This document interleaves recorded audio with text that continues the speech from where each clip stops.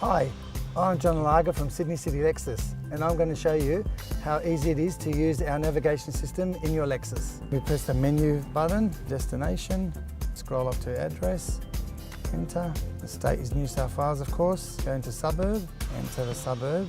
As I'm entering Waterloo, it brings the closest suburbs. Enter. Our street name is Burke. Using the control pad bell Burke, we want to go directly. Once it's calculating the routes, you've got options. So on the 3 route options, if you click on that, you can choose the quickest, shortest, or alternate route, which we click on the quickest.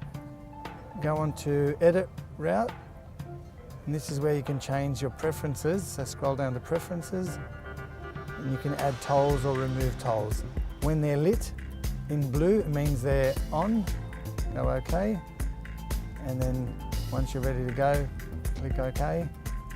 It'll guide you. To the highlighted road, then the route guidance will start. If you want to change your mind for some reason, while you're on this screen, scroll down to the bottom where the target is, enter on the target, and it'll ask you want to delete this destination.